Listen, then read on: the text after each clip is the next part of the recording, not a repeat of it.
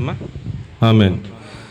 పరిశుద్ధుడు మన రక్షకుడైన యేసుక్రీస్తు ప్రభు నామములో కూడి వచ్చిన మీ అందరికీ నా యొక్క ప్రేమ వందనాలు తెలియజేస్తున్నానండి. ఇది మన ధ్యానం నిమిత్తము రోమీయులకు రాసిన పత్రిక 12వ అధ్యాయం 2వ వచనాన్ని మరొకసారి చదువుకుందాం. ఉత్తమమును అనుకూలమును సంపూర్ణమునైన దేవుని చిత్తమేదో పరీక్షించి తెలుసుకుంటూ వల్ల మీ మనస్సులు మారిన నూతన మొగటి వల్ల రూపాంతరము పొందుడి అనే వచనాన్ని మనం ఆధారంగా చేసుకుని వాక్యాలు ధ్యానం చేసుకుంటూ ఉన్నాం. ఈరోజు కూడా సంపూర్ణమై ఉన్న దేవుని యొక్క చిత్తము అనే ఒక మాటను మనం ధ్యానం చేసుకుందాం. ఏమండి, సంపూర్ణమైన దేవుని యొక్క చిత్తంలో నిన్న మనం ధ్యానం చేసుకున్న మాట ఏమిటండి? సంపూర్ణమైన, ఎవరన్నా చెప్తారా? నిన్న మనం ధ్యానం చేసుకున్న మాట ఏంటండి? సంపూర్ణమైన జ్ఞానము అన్నాం. ఏంటండి? సంపూర్ణమైన జ్ఞానం. మనము జ్ఞానము కలిగిన వాళ్ళం అవ్వాలి అనేది నిన్న ధ్యానం చేసుకున్నటువంటి మాట. ఈ రోజున సంపూర్ణమైన విధేయత ఏంటండి? దేవుని యొక్క సంపూర్ణమైన చిత్తము మన ఎడల ఏమిటి అని మనం గనక ఆలోచన చేసుకుంటే మనము సంపూర్ణముగా విధేయులం అవటమే దేవుని యొక్క చిత్తం. అందును బట్టి 2వ కొరింథీ రాసిన పత్రిక 10వ అధ్యాయం 6వ వచనాన్ని చదువుకుందాం. 2వ కొరింథీ పత్రిక 10వ అధ్యాయం 6వ వచనం. సంపూర్ణ విధేయత అనే మాట. మీరు సంపూర్ణ విధేయతను కనుపరిచినప్పుడు సమస్తమైన అవిధేయతను ప్రతిదండన చేయు సిద్ధపడి ఉన్నాను అంటూ మాట్లాడతాడు. అక్కడ మనం చదువుకున్న మాటలో మనకు కావాల్సిన మాట సంపూర్ణ విధేయత అనే మాట మనం ధ్యానం చేయాలి. విధేయత ఏమండి? కొంచెం కొంచెం కాదు, కానీ విధేయత సంపూర్ణమైన విధేయతగా ఉండాలి. విధేయత అంటే మాట వినటం, విధేయత అంటే లోబడటం, విధేయత అంటే ఏమండి కొంచెం కొంచెం సగం సగం కాదు, కానీ సంపూర్ణంగా లోబడటం అన్నట్టు.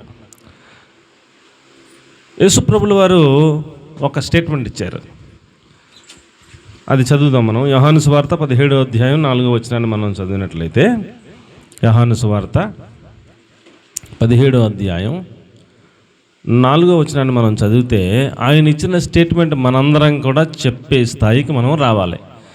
చేయుటకు నీవు నాకు ఇచ్చిన పని నేను సంపూర్ణంగా నెరవేర్చి భూమి మీద నిన్ను మహిమపరిచితిని అంటూ యేసుప్రభుల వారు స్టేట్మెంట్ మాట్లాడారు. ఆయన ఒక నివేదికనిచ్చినట్టుగా మనం చూస్తాం.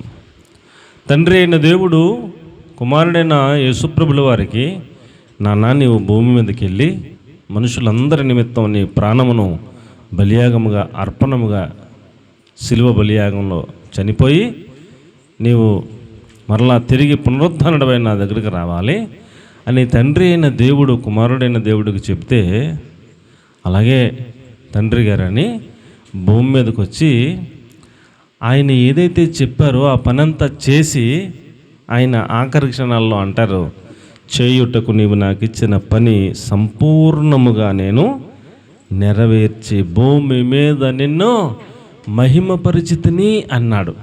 అదే మాట మనం కూడా చెప్పే అంతటి భక్తిని, స్థాయిని మనం కలిగి ఉండాలని మనం కూడా, ప్రభువా నీవు నాకు ఏ పని అయితే చేయాలని భూమి మీదకి పంపించావో ఆ పనిని నేను సంపూర్ణంగా నెరవేర్చాను అని చెప్పగలిగిన స్థాయికి మనం రావాలని, అదే దేవుని యొక్క చిత్తమని ప్రభు పేరట మీకు నేను మనవి చేస్తూ ఉన్నాను. ఈరోజుకి మనం ఏమండి, ఈరోజుకి ప్రతి ఒక్కళ్ళం మనల్ని మనం పరిశీలించుకుంటే కనుక దేవుడు మనల్ని ఎందుకు పంపించాడో మనకు అర్థం అవ్వలేదు. ఆ పని ఏంటో మనకి సంపూర్ణ అవగాహన ఇంకా రాలేదు. ఒకవేళ ఏం పని నిమిత్తం పంపారో, ఒకవేళ దేవుని చిత్తం నీ ఎడల ఏంటో ఒకవేళ అర్థమైనా, ఆ పనిని నేను సంపూర్ణంగా నెరవేర్చాను ప్రభువా అని చెప్పే స్థాయికి మనం ఇంకా రాలేకపోతున్నామేమో ఒకసారి మనం ఆలోచన చేసుకోవాలి. తండ్రి గారు ఏదన్నా పని చెప్పారనుకోండి, నాన్న ఈ పని చెయ్యని, ఆ పని చేసేసి అయ్యా మీరు చెప్పిన పని సంపూర్ణంగా చేశాను అని చెప్పాలా కుమారుడు.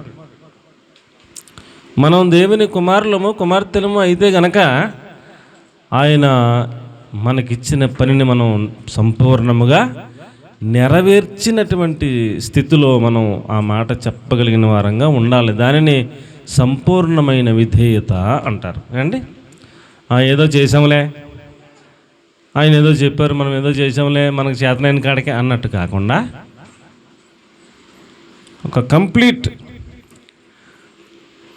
ఆ పనిని సంపూర్ణంగా నేను చేయగలిగాను అనేటువంటి ఒక అవగాహన మనకు ఉండాలని దేవుని పేరట ఆయన వాక్యం మనకి తెలియజేస్తూ ఉంది. లోకాసువార్త 2వ అధ్యాయం 51వ వచనంలో అంటారు, అంతటా ఆయన వారితో కూడా బయలుదేరి నజరేతునకు వచ్చి వారికి లోబడి ఉండెను. యేసుప్రభుల వారే దేవాతి దేవుని కుమారుడై ఉండి భూమి మీదకి మనవలే శరీర ఆకారంతో వచ్చి ఒక కుమారుడిగా పసి బాలుడిగా పుట్టి ఆయన తల్లికి తండ్రికి ఎంతకాలం లోబడి ఉన్నాడంట? అమ్మ ఎంతకాలం లోబడి ఉన్నాడంట? ఎంతకాలం అండి?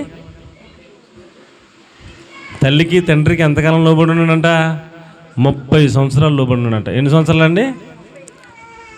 ఆయన బతికిందేమో 33.5, తల్లికి తండ్రికి లోబడి బ్రతికింది 30 సంవత్సరాలు అంటాడు. అంటే 30 సంవత్సరాలు జన్మనిచ్చిన తల్లికి తండ్రికి లోబడి వాళ్ళ నాన్నగారు ఏం పని చెప్తుంది అది ఆయన వడ్రంగి పని చేస్తారండి.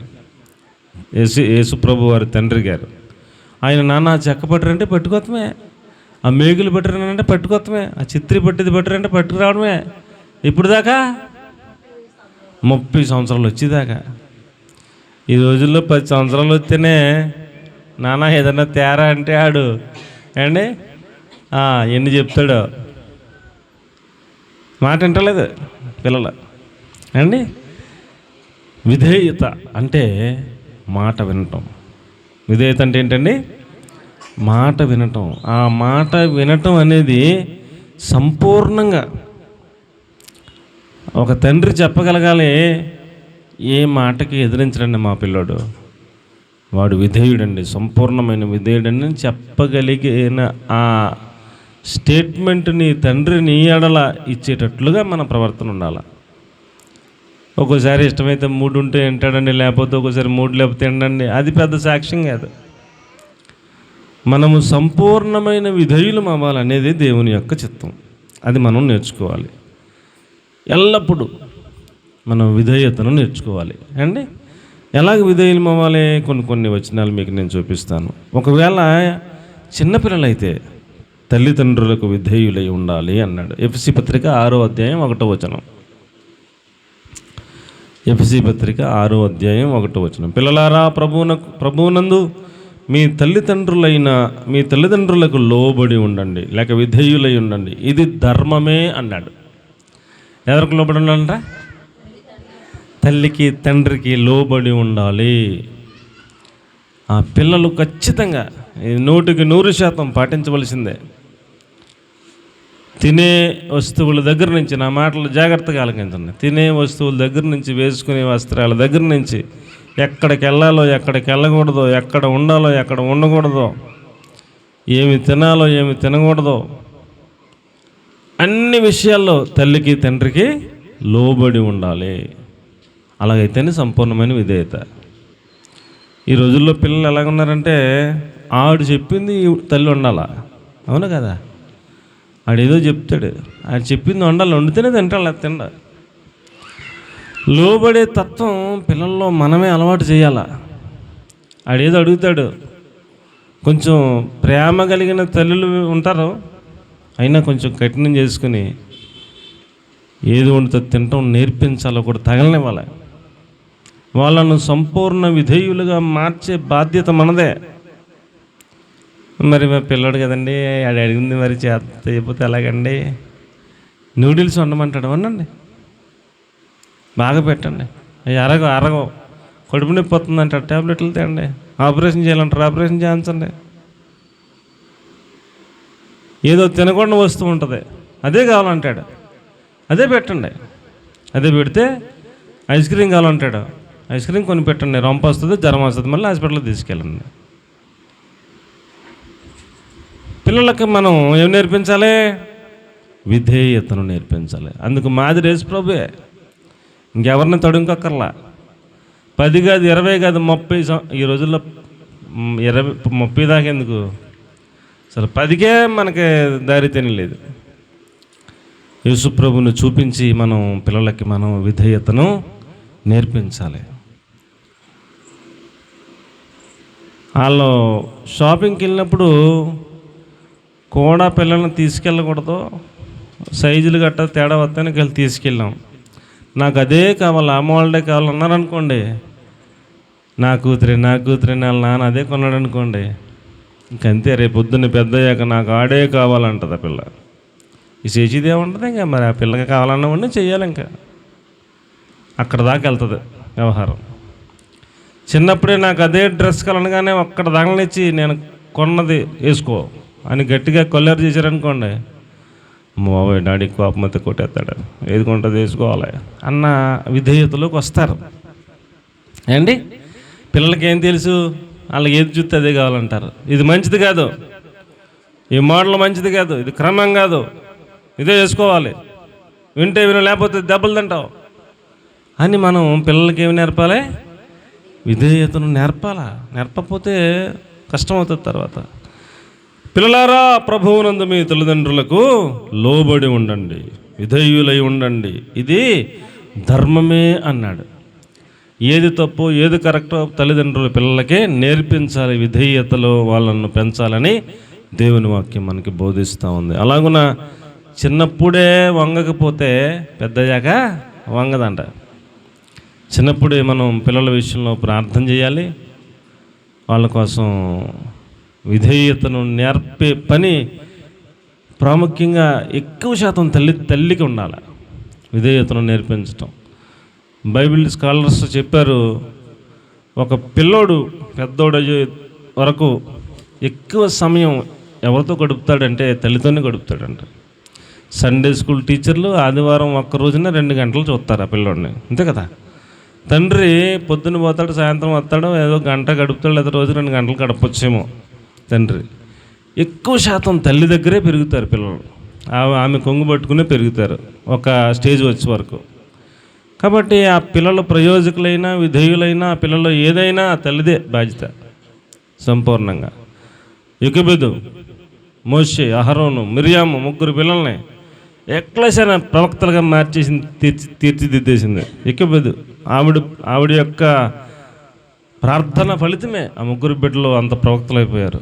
హన్నా సమూయేలుని దాను మొదలుకొని బెయేర్షెబ వరకు ఎక్లెసియా ప్రవక్తగా తీర్చిదిద్దేసింది హన్నా చిన్నప్పుడే. ఆ తల్లి యొక్క ప్రార్థనా జీవితం, ఆ తల్లి యొక్క నేర్పిన విధానం అటువంటిది. తండ్రి పేర్లు కనపడవు, తక్కువ.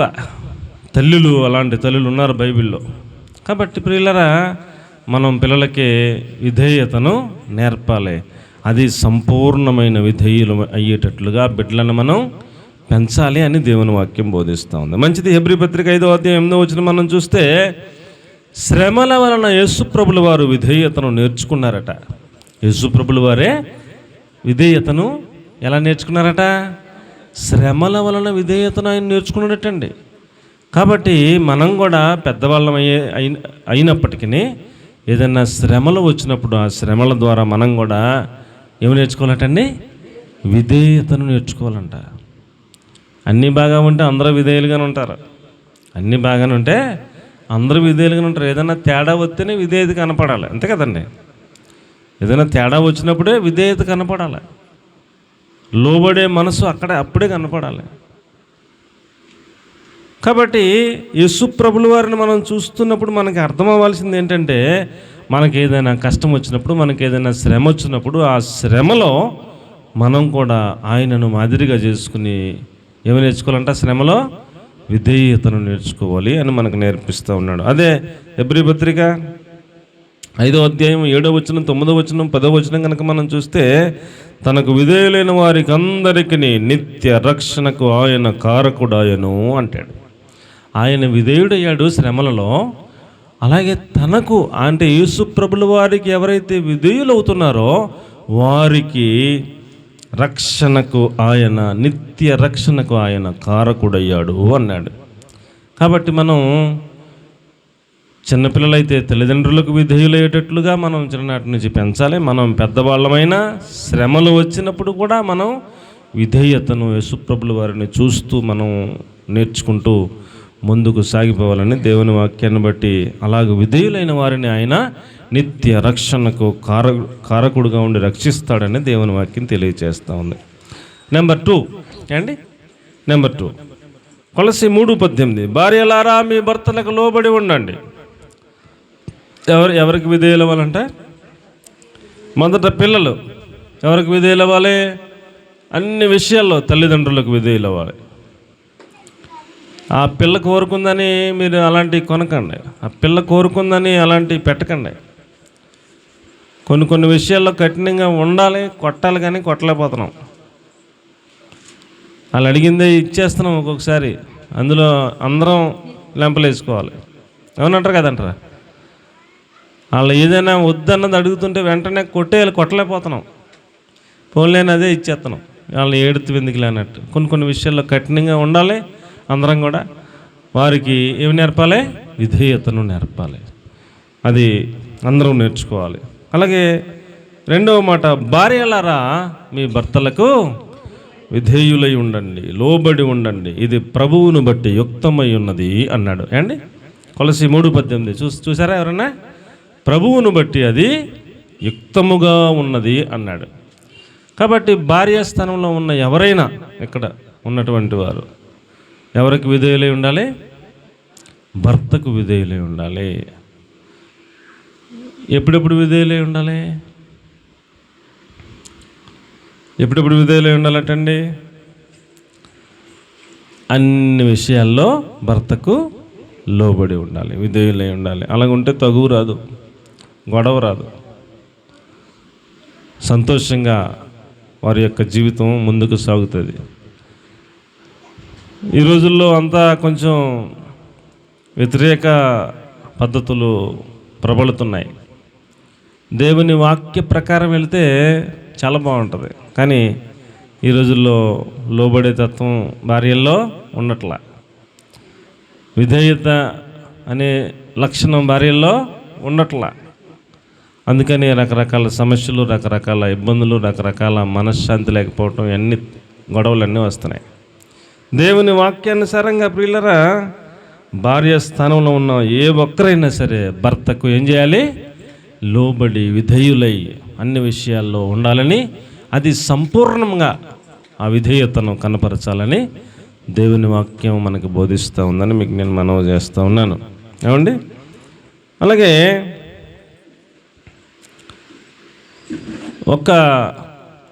ఇంకొక పాయింట్, 3వ పాయింట్లోకి మనం వెళితే, ఒక కుటుంబాన్ని దేవుడు చూపిస్తూ ఉన్నాడు. ఒక కుటుంబాన్ని దేవుడు చూపిస్తూ ఉన్నాడు. ఆ కుటుంబంలో అండి యెహోనాదాబు అనే ఒక ఆయన ఉన్నాడు. ఎవరండి? యెహోనాదాబు, రేకాబు అని ఉన్నారు, తండ్రి కొడుకులు. వాళ్ళ పెద్ద ఆయన చెప్పాడంట, నానా నా కడుపును పుట్టిన బిడ్డలందరికీ కేకేసి చెప్తున్నాను, ఎవ్వరూ కూడా ఎప్పుడు కూడా ద్రాక్ష రసము తాగొద్దు అని చెప్పాడంట. రేకాబు కుమారుడైన యెహోనాదాబుకి ఆ మాట చెప్పబడింది. మా నాన్నగారు నాకు చెప్పాడు, ద్రాక్ష రసం తాగొద్దన్నాడు అని. వాళ్ళ నాన్నగారి మాటకి విధేయుడై అండి తన జీవితంలో ఏం తాగలేదు? ద్రాక్ష రసం తాగలా. ఆయన కడుపును బోలంత మంది పుట్టారు, వాళ్ళకి ఈయన చెప్పాడు, రే మా నాన్నగారు చెప్పాడు. ఏం చెప్పాడు? ద్రాక్ష రసం తాగొద్దని చెప్పాడు. నేను నా జీవితంలో తాగలేదు, మీరు కూడా ఎవడో కూడా తాగుతాకి వెళ్ళలేదు. వాళ్ళు తాగలేదంటండి. వాళ్ళ పిల్లల కొన్ని తరాలు అయిపోయినాయంట, కొన్ని వందల మంది పిల్లలు అయిపోయారంట. వీళ్ళందరూ పెద్ద కుటుంబం అయిపోయారంట. వీళ్ళందరికీ ఒకటే మెసేజ్ వస్తుంది, మన తాతరా, మన ముత్తాతరా ఎవరో రేకాబు తర్వాత యెహోనాదాబు చెప్పాడంటరా. ఏం చెప్పాడురా? ద్రాక్షరసం తాగొద్దని చెప్పాడంటరా. మా నాన్న కానీ వాళ్ళ నాన్న కానీ ఎవరో తాగలేదురా, మనం కూడా తాగకూడదు అని ఆ బ్యాచ్ వాళ్ళ కుటుంబం ఎవడో తాగుతలేదంటండి. ఎంత విధేయులు అయ్యారంటే వాళ్ళు సంపూర్ణ విధేయత వాళ్ళలో కనపడుతుంది మనకి అండి. ఒక ఇంట్లో 4 పిల్లలు ఉంటే 4 పిల్లలు ఆయన మాట అంటారా అండి? అసలు వాళ్ళ కుటుంబం ఏమి కుటుంబం అండి. దేవుడే ముచ్చటపడి ఆనందపడిపోయాడు వాళ్ళ గురించి. ఇశ్రాయేలీలకి రోజు ప్రవక్తలను పంపిస్తున్నాడంట దేవుడు ఇంటికి. ప్రవక్తలు వచ్చి తలుపు కొట్టి, నాన్న దేవుడి మాట చెప్పమన్నాడు, మిమ్మల్ని తిరగమంటున్నాడు, మీ పాపాలు ఒప్పుకోమంటున్నాడు, సరి చేసుకోమంటున్నాడు. ప్రవక్తలు వచ్చి రోజు చెప్తూనే ఉన్నారంటే వీళ్ళ పని వెళ్ళదే, ఎవడో ఏ మాట వింటలేదంట. అప్పుడు చిరాకు వచ్చి దేవుడు వీళ్ళందరినీ చర్చిలోకి రమ్మని వాళ్ళని కూడా పిలవమని వీళ్ళకి బుద్ధి చెప్తాకి, ఒరే మీకే రోజు నేను ప్రవక్తలను పంపించి చెప్పిస్తున్నాను కానీ మీరు ఎవడో నాకు విధేయులు అవుతలేదు, నేను చెప్తేనే మీరు విధేయులు అవ్వట్లా, వాళ్ళ నాన్న చెప్పాడు అంటారు, చూడండి వాళ్ళు ఎంత విధేయులు అయ్యారో, బుద్ధి తెచ్చుకుంటారు, ఎంపలేసుకుంటారు. వాళ్ళని చూపించాడు, తీసుకొచ్చి వాళ్ళ మందిరంలోకి వచ్చారు. వస్తే వాళ్ళని అడగమన్నాడు దేవుడు, అరే బాబు మీరు కొంచెం ద్రాక్షారసం తాగండిరా అని అడగమన్నాడు. వీళ్ళందరూ ఎదురుకుండా అడిగారు వాళ్ళని. ఒక్కడైనా ఎవడైనా తాగి వస్తే మీ కుటుంబంలో నుంచి వాడికి బహుమతి ఇస్తామని ఏదో పెట్టారు అక్కడ లిటిగేషన్. ఎవడో వస్తలేదు. ఇదేంటిరా, ₹1,00,00,000 ఇస్తామరా, పోనీ రండి ఎవడన్నా, అప్పుడు 10 కోట్లు ఇస్తాం రండి అంటే ఎవడు వస్తలేదండి. 10 కోట్లు కాదు, నిలువుని బంగారం లేకపోతే వజ్రాలు ఇచ్చేసిన మేము మాత్రం ఏం చేయం, ద్రాక్షారసం తాగం. ఎందుకు తాగరో, మా తాత చెప్పాడంట, యెహోనాదాబు రేకాబు కుమారుడు ద్రాక్షారసం తాగొద్దని.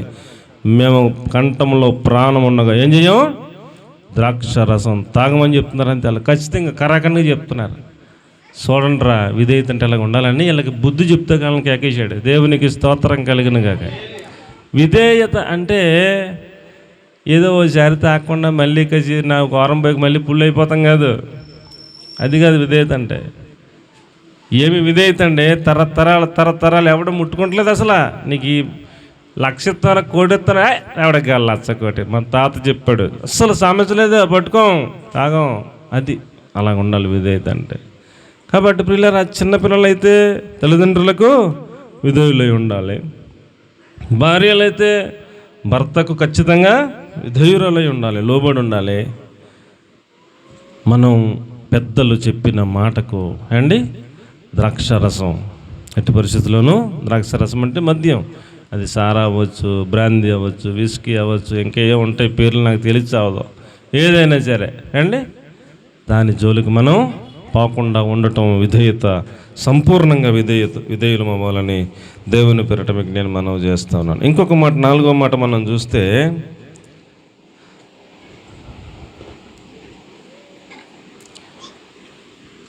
ఎలాంటి వారిని అధ్యక్షుడిగా పెట్టాలంట, ఎలాంటి వారిని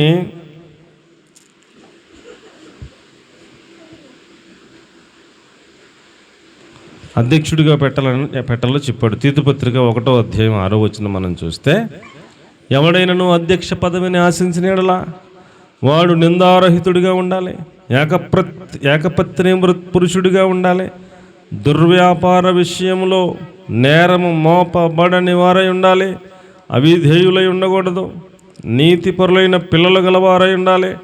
అప్పుడు అలాంటి వారిని పెద్దగా నియమించవచ్చంట. ఒక పెద్దగా నియమించడానికే ఎన్ని రకాల క్వాలిటీ ఉండాలంటండి, విధేయుడై ఉండాలి. ఎలా ఉండాలంట, విధేయుడై ఉండాలి. సంఘంలో ఒక వ్యక్తిని పెద్దగా పెట్టాలంటే, అమ్మ ఎలా చూడండి, సంఘంలో ఒక వ్యక్తిని పెద్దగా ప్రకటన చేసి అభిషేకం చేయాలంటే ఒక్క భార్య కలిగి ఉండాలంట, పిల్లలు కూడా లోబడేవారై ఉండాలంట, విధేయులై ఉండాలంట, అతడు కూడా విధేయత కలిగిన వాడై ఉండాలంట, దుర్వ్యాపార విషయంలో నిందారహితుడిగా ఉండకూడదంట. ఎన్ని కండిషన్లు పెట్టాడో చూడండి. చూసారా మీరు? అసలు తీతు 1:6, నిందారహితుడు అంటే నిందించటానికి అవకాశమే ఇవ్వనివాడు, ఒక్క భార్యనే కలిగిన వాడు, దుర్వ్యాపార విషయంలో నేరము మోపబడని వాడుగా ఉండాలి, విధేయుడై ఉండాలి, విశ్వాసులైన పిల్లలు గలవాడై ఉండాలి. అప్పుడు అలాంటి వ్యక్తిని సంఘములో పెద్దగా నియమించవచ్చును. ఎందుకంటే ఒక సంఘంలో ఒక పెద్దగా ఒక వ్యక్తిని నియమించాలంటే అతడిని చూసి విశ్వాసులు నేర్చుకునేలాగా ఉండాలా. ఏమండి, అర్థమవుతుందన్నమాట. అతడే కొంచెం తేడాగాడైతే, అతడే కొంచెం అప్పుడప్పుడు ఏమండి అవిధేయుడయ్యే వ్యక్తి అయితే అతన్ని చూసి ఇంకా చాలామంది అవిధేయులు అవుతారు. అతన్ని చూసి ఇంకా చాలామంది నేర్చుకుంటారు. అందుకని ఒక పెద్దగా నియమించవలసిన వాడికి ఇలాంటి క్వాలిటీస్ ఉండాలి, అప్పుడే అతడిని పెద్దగా నియమించాలంటూ చెబుతాడు. కాబట్టి మనం విధేయులం అవటం ఎంత ప్రాముఖ్యమో మీరు గమనించాలని నేను మనవి చేస్తూ ఉన్నాను. ఇంకా కొంచెం ముందుకెళ్తే మత్తయి సువార్త 21:29 అంటాడు, ఒక ద్రాక్ష తోట ఉన్నటువంటి తండ్రి ఇద్దరు కొడుకులు అతనికంట పెద్దోడిని కేకేశాడంట, రే నాన్న ద్రాక్ష తోటకు నీళ్ళు ఎట్టరా అన్నాడంట. వీడన్నాడు వెళ్తాను నాన్న అన్నాడంట. వీడు ఏమన్నాడు, వీడు వెళ్తాను అన్నాడు, వెళ్ళలేదు. ఇంకొకరిని కేకేశాడు రెండో వాడిని, రే నాన్న ద్రాక్ష తోటకు నీళ్ళు ఎట్టరా అన్నాడు. ఆడన్నాడు, నేను ఎందుకు వెళ్తాను, ఆడున్నాడుగా పెద్దోడు, నన్ను వెళ్ళమంట అని కసిపుసిమన్నాడు. కానీ ఆడి చిరాకు పడ్డాడో ఆడే ఇల్లు ఆడే నీళ్ళెట్టాడంట. ఇప్పుడు ఎవడు మంచోడు అండి? కాబట్టి ప్రియులరా, యేసుప్రభు ఆ ఉపమానం చెప్పడంలో ఉన్నటువంటి అర్థం, మాట ఎవరు వింటే, ఎవరు విధేయులైతే వాళ్ళే ఇంపార్టెంట్ అన్నట్టు ఆయన మాట్లాడాడు. కాబట్టి ప్రియులరా, కోడి ఉంటుంది. ఏముంటుందండి? కోడికి పిల్లలు ఉంటాయి.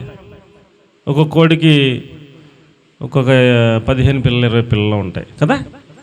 ఆ పిల్లలు కోడి అలాగా కొంచెం దూరం వెళ్ళాక ఏదో పెంటలాంటిది ఉంటుంది, అక్కడికి వెళ్ళాక అది దాని భాషలో చెప్తుంది పిల్లలకి, రెక్కలు ఎలా పైకి ఎడుతుంది, ఆ పిల్లలన్నీ కూడా బయటికి వెళ్ళిపోతాయి. ఏదో అట్లా దొరికిన ఏదో పొడుచుకుని తింటూ ఉంటాయి. అది అలా గమనిస్తూ ఉంటుంది తల్లి. అంత లెక్కలో కాకో గెద్దో వచ్చిందనుకోండి, ఈ తల్లి ఏం చేద్దే, వచ్చండి రెక్కల కిందకి వచ్చండి శత్రువు వచ్చాడని దాని భాషలో చెప్తుంది, కుక్క అని ఏదో చెప్తుంది. ఈ పిల్లలు విధేయత కలిగిన పిల్లలు తల్లికి ఎక్కేస్తుంది, రై రై రై అని మళ్ళీ ఆ పిల్లలన్నీ మాట్లాడుకుని అమ్మకి ఎక్కేస్తుందిరా, ఏదో శత్రువు ఎవరో వచ్చుంటారా రండిరా అని గబగబ వచ్చి రెక్కల కిందకి వచ్చేస్తాయి. ఈ 20లో 18 వచ్చేసి 1, 2 కొంచెం గైరు కోడి పిల్లలు ఉంటాయి. అలా పంపుతుంది తినమని కడుపు నిండుకొని మళ్ళీ కేక చేస్తూ ఉంటుంది సూపరా తల్లి. అత్తమాన ఇదే పద్ధతి, ఏమి తిన్నవదో ఏమి అటు భూలోకం చూడనివ్వదో. ఇలాగని కసురుకొని ఒకటి వచ్చింది, ఇంకోటి రాలా. పిలుస్తుంది తల్లి, అమ్మ వచ్చే శత్రువు వచ్చే అంటే అది ఇంట్లో ఇంకెళ్ళిపోతుంది, ఎదరికి. ఇక తల్లి వచ్చి దాన్ని కాపాడుకోలేదు అని నిర్ధారణ అయిన తర్వాత గెద్ద ఒకసారి దిగింది, కాళ్ళతో నొక్కింది, పట్టుకొని పైకి తీసిపోయింది. మా అమ్మ ఎప్పుడైనా ఆకాశం చూపించిందా నాకు, ఎంత సూపర్ అద్దో, ఎంతసేపు భూమి మీద ఇలాంటి తినండి ఆడుకోండి అంటది, కానీ ఎప్పుడైనా గాల్లోకి తీసుకొచ్చిందా? ఈ గెద్ద ఎంత మంచిదో నాకు మొత్తం అన్ని చూపిస్తుంది, ఎంత బాగుందో, కింద భూమి ఎంత బాగుందో, గుండ్రంగా ఉంది, చాలా బాగుంది, ఈ చెట్లు చాలా బాగున్నాయి పచ్చగా అనుకుంటుందంట. అది ఎగిరి ఎక్కడికో తీసుకెళ్ళి చెట్టు చిటారు కొమ్మలు పెట్టి కాలు పెట్టి తొక్కు పెట్టి ఒక పోటు పడుతుంటే అప్పుడు అయ్యో మా అమ్మ పిలిచినప్పుడు నేను విధేయురాలను అవ్వలేదు, అవిధేయురాలను అయ్యాను, ఇది శత్రువు నన్ను చంపుతాకు తీసుకొచ్చిందని నాకు తెలవలేదని అప్పుడు అమ్మా అంటే అమ్మ ఏం చేద్దే? అమ్మ అందుకోలేని పరిస్థితికి నువ్వు వెళ్ళిపోయావు, నిన్ను రక్షించలేని పరిస్థితికి వెళ్ళిపోయావు. ఇంకా అప్పుడు ఏడిసినా, ఎంత పాట పాడినా, ఎన్ని చేసినా ప్రయోజనం లేదు. విధేయులం అయితేనే రక్షించబడతాం. అర్థమైన వాళ్ళు స్తోత్రం చెప్పండి. విధేయత పిలిచిన వెంటనే వస్తేనే రెక్కల కిందకి రక్షణ, లేకపోతే పోయినట్టే. కాబట్టి సంపూర్ణమైన విధేయులం అవ్వాలంటూ దేవుడు మనకు తెలియజేస్తూ ఉన్నాడు. పెళ్లి విందోడు జరుగుతుంది, 4వ పాయింట్ 5వ పాయింట్ ఏమండి. యేసు ప్రభు అక్కడ ఉన్నారు, విందులో ద్రాక్షారసం అయిపోయింది. ఆ విందు ఆ యొక్క యజమాని వచ్చి యేసు ప్రభు వాళ్ళ అమ్మగారికి చెప్పాడు, అమ్మ ద్రాక్షారసం అయిపోయింది, యేసు ప్రభుకి ఆయన చెప్పేదన్నా చేయమనమ్మా, అనవసరంగా ఇప్పుడు నవ్వుల పాలు అయిపోతాం అని అంటే మరియమ్మ గారు వచ్చి యేసు ప్రభుతో చెప్పారు, నాన్న ద్రాక్షారసం అయిపోయింది అంటున్నానా అంటే యేసు ప్రభు అన్నాడు, నన్నేం చేయమంటావు అమ్మ, నా సమయం ఇంకా రాలేదు అన్నాడు. అన్నా సరే ఆ తల్లి అంది శిష్యులు ఉంటారు కదా యేసు ప్రభుతో పాటు, ఆ శిష్యులతో అంది, అయ్యా ఆయన ఏమన్నా చెప్తే వెంటనే లోబడి విధేయులై ఆ పని చేయండి, కొంచెం పరిస్థితి బాగోలేదని శిష్యులకు చెప్పి వెళ్ళిపోయింది. కాసేపు అలా మౌనంగా ఉండి యేసుప్రభు కేకేశాడు శిష్యుల్ని. అయ్యా ఏంటంటే, అంచుల మట్టుకు ఆ రాతి బాణం నిండా నీళ్లతో నింపుడి అన్నాడు. వెంటనే లోబడ్డారా? విధేయులయ్యారు. టప్పు టప్పు టప్పు టప్పు నింపేశాక ఆ నీళ్లను ముంచి విందు ప్రధాని వద్దకు తీసుకుని వెళ్ళండి అన్నాడు. టకటక మాట తీసుకెళ్ళారు. విందు ప్రధానికి ఇచ్చారు. విందు ప్రధానికి కొంచెం నోట్లేసి చూసి, బా ఇంత ఫ్రెష్ ద్రాక్ష రసం ఉంచుకొని ముందేమో ఇలాంటి తీసేటట్టు అని అది అందరికీ వడ్డిస్తే తాగిన వాళ్ళందరూ కూడా ఎక్లెస్గా ఉందని మెచ్చుకుని సంతోషపడిపోయారంట. విధేయులమైతే ఏమండి సూచక క్రియలు జరుగుతాయి, విధేయులమైతే అద్భుత కార్యాలు జరుగుతాయి, విధేయులమైతే లోటు పోడ్చబడుతుంది. అర్థమైన వాళ్ళకి అర్థమైనంత దేవునికి స్తోత్రం కలుగును గాక. అబ్రహాము విధేయత గురించి కనుక మనం ఆలోచన చేస్తే, దేవుడు కుమారుణ్ణి ఇమ్మని అడగగానే ప్రశ్నించకుండా విధేయుడయ్యాడు. అందుకని అబ్రహామును దేవుడు అంతగా ఆశీర్వదించాడు. అసలు మాట్లాడలేదు. ఒక్క కొడుకునిచ్చి 12 సంవత్సరాలు పెరగనిచ్చి మళ్ళీ నువ్వు ప్రేమించు కుమారుని బల్లివమ్మని అడుగుతావా, ఎంత కసాయుడు ప్రభువా అంటాం మళ్ళటం. అయితే అసలు మాట్లాడకుండా ప్రశ్నించకుండా వెంటనే విధేయుడైపోయాడండి. భార్యకి చెబితే ఎక్కడ పట్టుకుని ఇవ్వకుండా నా కొడుకుని తీసుకుపోతామని ఎక్కడ ఏడుతుందని భార్య నిద్రపోయాక జాగ్రత్తగా కొడుకుని తీసి పని వాళ్ళని తీసుకుని కట్టెలు తీసుకుని గాడిదకి గంత కట్టుకుని చలో తెల్లారు లేచి చూస్తే భర్త లేడు, కొడుకు లేడు. ఎక్కడికి వెళ్ళారో కూడా చెప్పలేదు. ఆవిడికి తీసుకెళ్ళిపోయాడు. కట్టెలు పెరిచేసాడు, బలిపెట్టం కట్టేశాడు. కుర్రాన్ని కట్టెల మీద తోడెట్టు కట్టేశాడు, రాకుండా కత్తి ఎత్తేసాడు. అంతే. దేవుడు యేసుప్రభు కంగారు పడిపోయి అబ్రా ఆగు కానీ ఆయన కంగారు పడిపోతున్నాడు. ఒక్క క్షణం ఆలస్యమైతే వేసేద్దరు కత్తి.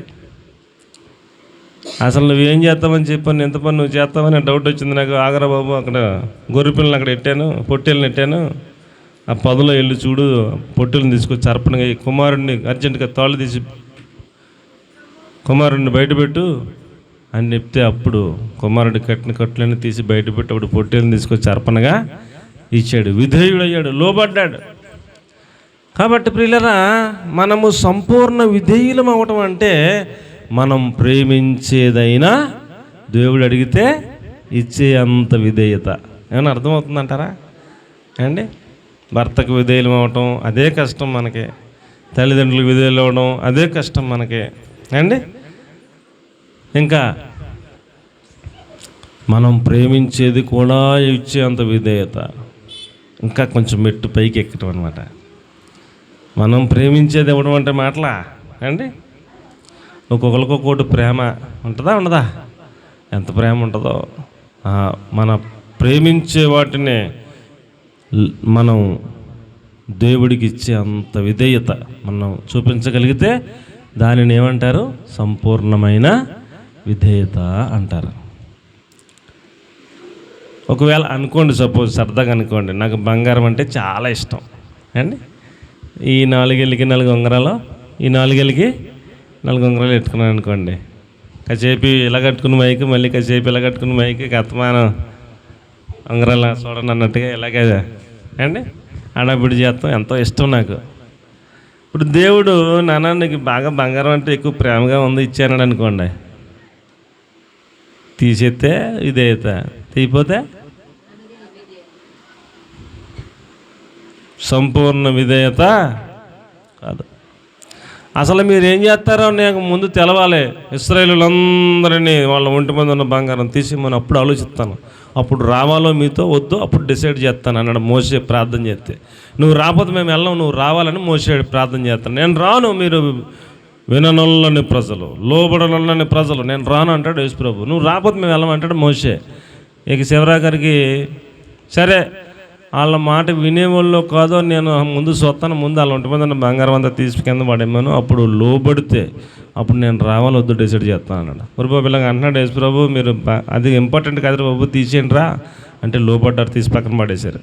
అప్పుడు చెప్పాడు నా సన్నిధి నీతో కూడా వస్తుంది వెళ్ళమన్నాడు. దేవునికి స్తోత్రం కలిగిన గాక. సంపూర్ణ విధేయులు అవ్వాలి, అది విషయం అండి. అబ్రహాము విధేయుడయ్యాడు.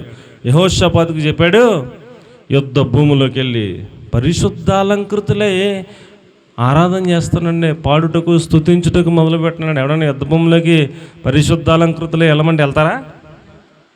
కత్తులు పెట్టుకుని, బాణాలు పెట్టుకుని, ఈటలు పెట్టుకుని, కవసాలు తొడుక్కుని, శత్రువు ఏదన్నా ఒకవేళ పొరపాటున బాణం వేసినా గుచ్చుకోకుండా అంత ఏర్పాట్లు వేసుకుని వెళ్తారు యుద్ధ భూములకి.